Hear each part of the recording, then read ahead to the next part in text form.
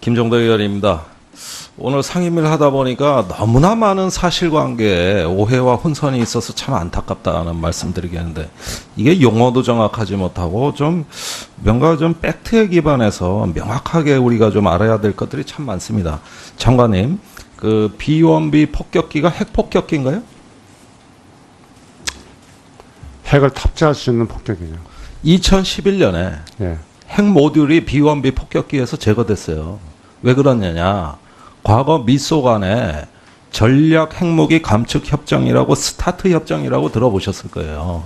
여기 합의사항에 핵 투발 수단의 대상에서 제외하기로 한 무기체계 목록에 B1B가 들어가 있단 말이죠. 이게 미러 간에 유효하단 말이에요. 그래서 2011년에 핵 장착 모듈이 제거됐습니다. 그래 뭐 죽음의 맵조다, 핵폭격기다, 언론에서는 엄청나게 뭐 그게 굉장한 무기처럼 돼 있는데, 이거 사실관계 한번 확인해 봐야 되는 거 아닙니까? 예, 제가 알기로는 그렇게 알고 있어요. 만약에 B1B 핵폭격기로 핵우산을 제기한다 그러면, 한국에 제공한다 그러면 러시아 승인받아야 됩니다. 미러 간의 합의사항이에요. 지금 이런 류와 비슷한, 여기서 전략자산에 대한 오해가 지금 한두 가지가 아니에요. 확장 억제력이라고 하는 것도 마찬가지입니다. 좀 그렇게 알고 있는데 사실관계를 좀 나중에 확인해서 알려주시길 바라고요. 그 다음에 제가 작년 9월에 5차 핵실험 때 당시에 한민구 국방장관에게 질문한 게 이겁니다. 이 핵실험은 증폭 핵분열탄 시험 아니냐. 그랬을 때 한민구 장관께서 답변은 그럴 가능성이 있다. 이렇게 답변하셨거든요. 이게 국방부의 공식 입장이었어요. 아마 배석하신 참모들도 기억하실 겁니다. 그런데 이걸 확인하는 방법이 몇 가지가 있습니다. 이 증폭 핵분열탄에는 중수소, 삼중수소가 투입이 돼야 되는데, 그 중수소와 삼중수소를 얻을 수 있는 방법은 5메가와트 원자로에서 얻는 겁니다. 그러니까 이 핵실험을 하기 전에 그런 어떤 그 다른 증폭 핵분열 수소 융합을 할 수 있는 시설이 가동이 됐고 움직임이 있느냐, 이런 것까지 종합해서 좀 판단을 해보시면 어떻겠느냐. 전적으로 맞는 얘기라 그랬거든요. 지금 와서 이제 진상이 밝혀집니다만은 작년 2월에 4차 핵실험, 9월에 5차 핵실험, 그 다음에 이번에 6차 핵실험이 전부 증폭 핵분열탄 시험이고, 핵 분열 물질의 양이 거의 동일한 것으로 보여집니다. 그러면 뭐가 달랐느냐? 폭발력이 왜 달랐느냐? 수소 융합, 즉 핵분열을 촉진하는 1단계 수소 융합의 그 실험에 투입된 수소의 양이 달랐을 수가 있는 것이죠. 폭발력을 조절하는 것이거든요. 그래서 신뢰성을 높이는 것이기 때문에 저는 3차, 4차, 5차 핵실험의 실험 목적이 동일하다고 생각합니다. 그리고 결국은 5차에서 거의 3차, 4차를 통해 준비된 게, 4차, 5차를 통해 준비된 게 완성 단계에 가고 있는 거 아닌가. 저는 이 점을 국방부에서 정보 라인들이 충분히 인식하고 있었다고 생각되는데요. 제 질문에 답변을 못했을 뿐이죠. 어떻게 생각하십니까? 우리 잡참에 그 MIT에서 핵 박사를 받은 그 대령이 있는데 자세히 설명을 다 받지를 못했습니다. 네. 알겠습니다. 자, 그러고 앞으로 이 핵에 대한 대비에 대해서 오늘 질문도 상당히 여러 가지 개념들이 혼재되어 있습니다. 북한이 핵을 보유했을 때 대비책이 뭐냐. 여기에서 중요한 전략적 포인트는 우리가 좀 판단해 봐야 될 게 한 가지가 있습니다. 프랑스식으로 대비할 거냐, 나토식으로 대비할 거냐. 무슨 얘기냐. 자, 북한의 핵을 보유했을 때 우리는 정밀하게 응징보복하는 KMPR 3축 체제를 지금 준비하고 있죠. 그런데 이 개념은 확전을 두려워하지 않고 과감하게 응징하는 개념입니다. 그렇죠? 맞습니다. 이게 바로 프랑스가 나토의 핵 억제, 핵 우산을 못 믿겠다고 하면서 자체적으로 준비한 그 방식이에요. 그런데 거기에 핵 억제력이 우리는 KMPR로 바뀌어져 있는 것이지 프레임은 동일합니다. 그런데 나토나 미국의 생각은 달랐어요. 그런 개념이 왜 위험하냐 하면은 막상 핵을 보유한 상대와 교전 상황이 벌어졌을 때 확전을 통제할 수 없고, 따라서 이것이 핵전쟁으로 비화하는 것을 막을 수 없다는 고민이 있었던 겁니다. 그래서 내놓은 개념이 뭐냐 하면은 유연 반응 전략, 플렉시블 리스판스 스트래티지. 즉 재래식 분쟁의 낮은 수준에서 점점 높은 고강도 분쟁으로 에스컬레이터 되다가 그것이 핵전으로 갈 수 있는 고비 문턱을 각각 통제해보자는 겁니다. 그렇게 해가지고 낮은 단계의 재래식 분쟁이 핵전으로 비화되지 않을 수 있는 다양한 유연한 반응 전략을 구비해보자.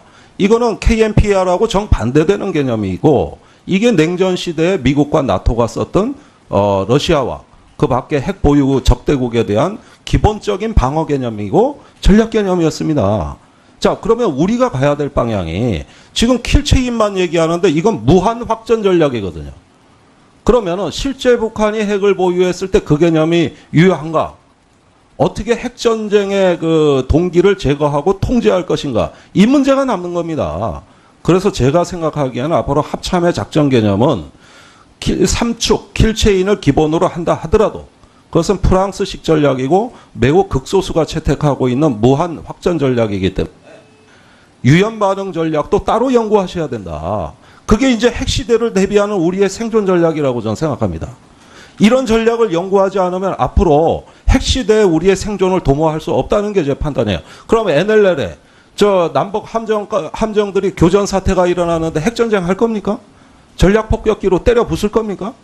이렇게 어울리지 않는 망치로 모기를 잡겠다고 하는 전략 개념으로 다 깔아버리면 국민들은 속은 시원하겠죠. 그러나 더 통제 못하십니다. 이건 무모한 거예요. 그래서 유연 반응 전략 개념에 대해서 발전시킬 의지가 있는지 한번 좀 답변을 해주시고요. 마지막으로 한 말씀만 드리겠습니다. 이게 지금 뭐 모든 걸 군사 전략 자산을 한국에 많이 갖다 놓으면 좋은 안 본 것처럼 얘기하지만 실상 그렇지도 않습니다. 중요한 건 전략이고 통제할 수 있는 능력입니다. 저는 사드 배치가 임박한 걸로 알고 있는데 이번에 주민들하고 물리적으로 충돌하. 이 네. 말씀은 추가 질의 때 하시죠. 네. 네, 김정도 의원님 수고하셨습니다. 다음은 존경하는 이정현 의원님 질의해 주시기 바랍니다. 하고 여러 가지 역할을 많이 하고 오셔서 여러 가지 성과도 있었다고 봅니다만은 미국에 계실 때 국내에서 제일 문제가 됐던 게 이 전술핵 배치 문제에 관한 거거든요. 그래서 그 부분에 대한 설명은 구체적으로 좀 자세히 있어야 될 것 같아요. 이 보고에서 한번 네. 설명해 보세요. 왜 그런 얘기가 나왔고 아니면 또 전술핵 배치에 관해서 내부적으로는 얘기가 있었는지 아니면 정부가 그 부분에 대해서 앞으로 어떻게 이거를 다루어 갈 예정인지 말이지. 또 미국은 어떤 생각을 가지고 있다고 추측이 되는지 한번 좀 말씀해 보시죠. 시간이 촉박할 것 같은데 질문을 다 하시면 나중에 제가 자세히 설명드리는 그 게더 안 부분에 낫겠습니까? 대해서? 예, 예. 아니면 제가 말씀 다 드려도 되겠습니다. 할 수 있으면 하세요, 지금. 예. 전술핵 문제에 대해서는 확장 억제라고 해갖고 2007년도 2006년도 MCM, SCM 때도 북한이 핵실험을 했었습니다. 그래서 그때 제일 처음으로 그 핵우산 얘기를 꺼냈는데 미국이 상당히 어렵게 생각한 기억이 있어가지고 요번에 저희들이 쭉 판단할 때는 틀림없이 구구절 이전에는 핵실험을 할 것으로 예상하고 있었기 때문에 ICBM도 되고 내가 출발할 때도 IRBM도 하고 핵 같은 것이 되는데 정례적인 그 전략 자산을 좀 배치하든가 아니면은 우리 의원 일부와 언론 일부에서는 전술핵 배치 같은 것도 요구하는데 이렇게 강하니 정기적, 정례적 확산 억제 자산을 좀 전개를 한반도 해야겠다 하는 게 좋겠다. 예를 든다면 항모 전단이라든지 핵 잠수함이라든지 또는 그 비완비라든가 B-52 폭격기라든가 것이 등등을 제가 부산항이나 진해항이나 제주항 같은 데는 우리가 포트 비지트 할 때 요금도 안 물고 같은 공동 그 해군 항모니까 서비스를 잘 할 테니 계속 좀 들리는 게 좋겠다 하는 의미에서 그 정례적 전략 자산을 강화하는 그 차원에서 그런 얘기를 인용을 했는데 주미 대사관실에서 그 한국 특파원들하고 그런 얘기를 하니까 전략 핵 얘기도 나왔다. 이 보도가 마치 전략 핵 요구를 한 것 같이 돼서 정정하고 수정을 시켰는데도 좀 확대 해석된 것으로 그래서 그 모양이 됐습니다. 전술핵 재배치 문제가 이제 앞으로 북한 핵이 완성 힘이 뭐 상당 부분 완성됐다고 보는데 예, 이게 ICBM 타체까지 완성이 돼서 실전 배치가 된다면 예, 뭐 당장 이제 금년 말이든 내년 말이든 된다면 전술핵 재배치 문제가 국내에서도 강력하게 제기될 예, 텐데 당연히 장관 생각은 예, 어떠세요? 의원님들이나 언론에서도 대단히 강한 요구가 일어날 것으로 예상하지만 그 한미 간의 그 비핵화 문제라든지 국제 관계라든지 또한 그 대북 문제에 있어서 깊이 검토해 나갈 사안이고 그 정책을 바꾸려고 하면은 국회에도 설명을 자세히 해서 그렇게 할 단계를 거쳐야만 공론화가 되고 그런 단계를 거쳐야만 된다고 생각을 합니다. 정부가 이제 앞으로 대북 정책을 추진함에 있어서 보다 더 솔직해져야 한다고 그렇게 봅니다. 네, 맞습니다. 이 장관님 미국 갔다 오셔서 한미동맹 여러 가지를 이제 잘 해결했다 이렇게 말씀하십니다만은 오늘 아침 신문에도 났듯이 한미동맹에 엇박자가 나고 있지 않느냐 이런 불안감을 한편에서 굉장히 크고 있는 거예요.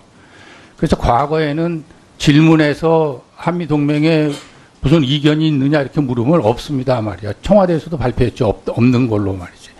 그러나 이제 그런 발표 가지고는 믿어지질 않는 거예요. 그 왜냐하면요. 트럼프 대통령이 매일 트위터 SNS를 통해서 본인의 생각을 얘기하고 있다고요. 그래서 전 세계가 그 트럼프 대통령의 그 SNS를 집중하고 있고 저도 북한이 핵실험을 했다 그러면 금방 보는 게 트럼프 대통령이 어떤 얘기를 하고 있나 말이야.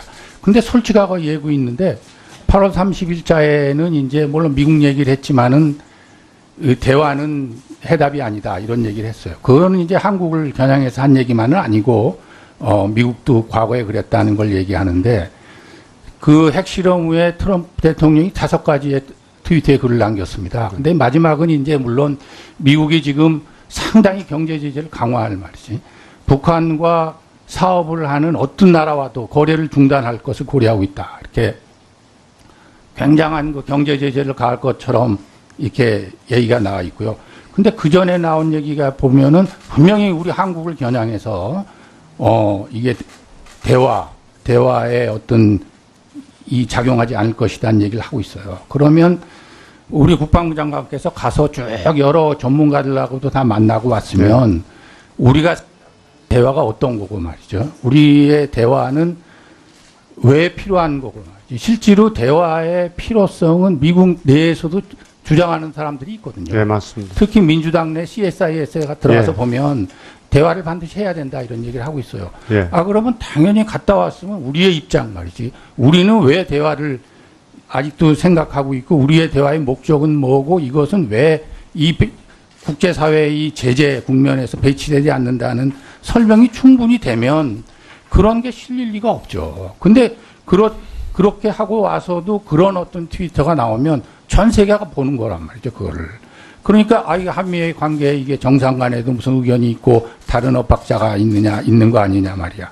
그러니까 이런 대북 제재에서 가장 중요한 공조를 해야 될 제재 국면에서도 공조해야 되고 또 대화를 할 때도 공조해야 되는 부분에서 이미 의견차가 나오고 있다고 볼 수밖에 없으니 정부의 노력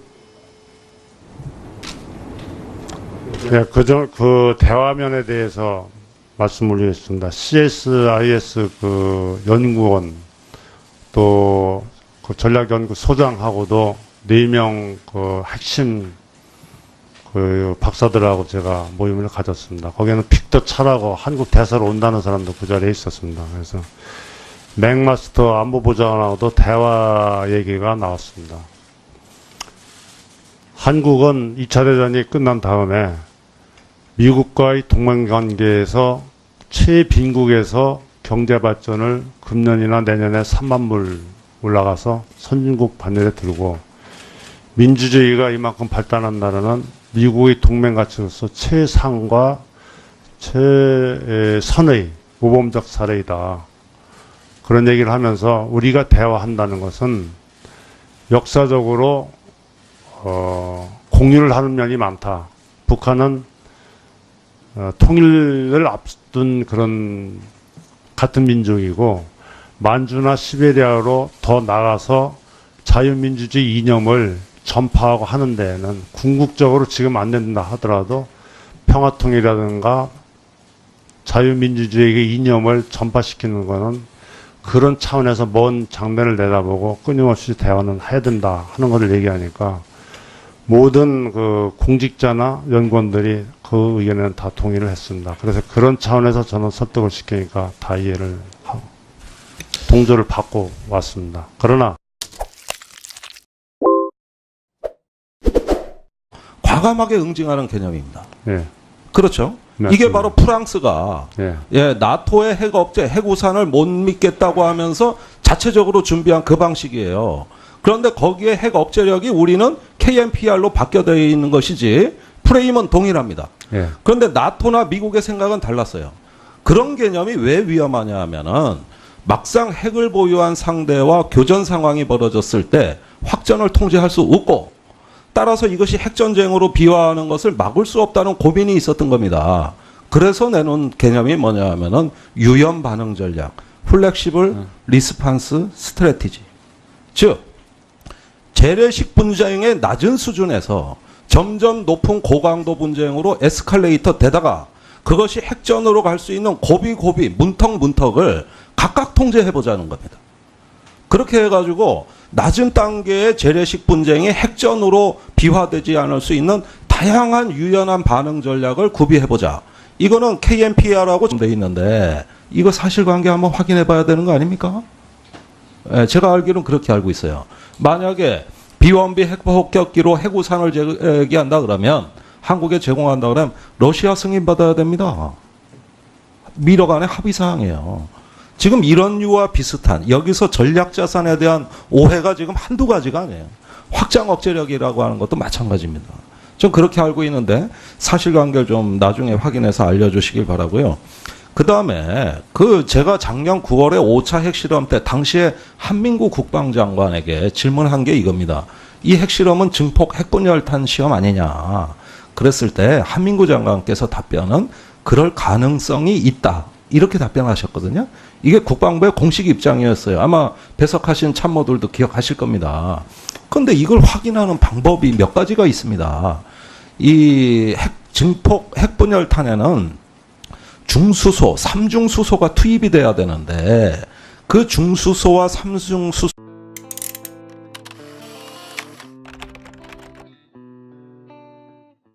김종대 의원입니다. 오늘 상임위를 하다 보니까 너무나 많은 사실관계에 오해와 혼선이 있어서 참 안타깝다는 말씀드리겠는데 이게 용어도 정확하지 못하고 뭔가 좀 팩트에 기반해서 명확하게 우리가 좀 알아야 될 것들이 참 많습니다. 장관님, 그 비원비 폭격기가 핵폭격기인가요? 핵을 탑재할 수 있는 폭격이죠. 2011년에 예, 핵 모듈이 비원비 폭격기에서 제거됐어요. 왜 그러냐냐? 과거 미소 간의 전략 핵무기 감축 협정이라고 스타트 협정이라고 들어보셨을 거예요. 여기 합의사항에 핵 투발 수단의 대상에서 제외하기로 한 무기체계 목록에 비원비가 들어가 있단 말이죠. 이게 미러 간에 유효하단 말이에요. 그래서 2011년에 핵장착 모듈이 제거됐습니다. 그래 뭐 죽음의 맵조다 핵폭격기다 언론에서는 엄청나게 뭐 그게 굉장한 무기처럼 4차, 3차, 4차를 통해 준비된 게 4차, 5차를 통해 준비된 게 완성 단계에 가고 있는 거 아닌가. 저는 이 점을 국방부에서 정보 라인들이 충분히 인식하고 있었다고 생각되는데요. 제 질문에 답변을 못했을 뿐이죠. 어떻게 생각하십니까? 우리 잡참에 그 MIT에서 핵 박사를 받은 그 대령이 있는데 자세히 설명을 다 받지를 못했습니다. 네. 알겠습니다. 자, 그러고 앞으로 이 핵에 대한 대비에 대해서 오늘 질문도 상당히 여러 가지 개념들이 혼재되어 있습니다. 북한이 핵을 보유했을 때 대비책이 뭐냐. 여기에서 중요한 전략적 포인트는 우리가 좀 판단해 봐야 될 게 한 가지가 있습니다. 프랑스식으로 대비할 거냐, 나토식으로 대비할 거냐. 무슨 얘기냐? 자, 북한의 핵을 보유했을 때 우리는 정밀하게 응징보복하는 KMPR 3축 체제를 지금 준비하고 있죠. 예. 그런데 이 개념은 확전을 두려워하지 않고 서로 얻을 수 있는 방법은 5메가와트 원자로에서 얻는 겁니다. 그러니까 이 핵실험을 하기 전에 그런 어떤 그 다른 증폭 핵분열 수소 융합을 할 수 있는 시설이 가동이 됐고 움직임이 있느냐 이런 것까지 종합해서 좀 판단을 해보시면 어떻겠느냐. 전적으로 맞는 얘기라 그랬거든요. 지금 와서 이제 진상이 밝혀집니다만은 작년 2월에 4차 핵실험, 9월에 5차 핵실험, 그 다음에 이번에 6차 핵실험이 전부 증폭 핵분열탄 시험이고 핵 분열 물질의 양이 거의 동일한 것으로 보여집니다. 그러면 뭐가 달랐느냐? 폭발력이 왜 달랐느냐? 수소 융합, 즉 핵분열을 촉진하는 1단계 수소 융합의 그 실험에 투입된 수소의 양이 달랐을 수가 있는 것이죠. 폭발력을 조절하는 것이거든요. 그래서 신뢰성을 높이는 것이기 때문에 저는 3차, 4차, 5차 핵실험의 실험 목적이 동일하다고 생각합니다. 그리고 결국은 5차에서 거의 3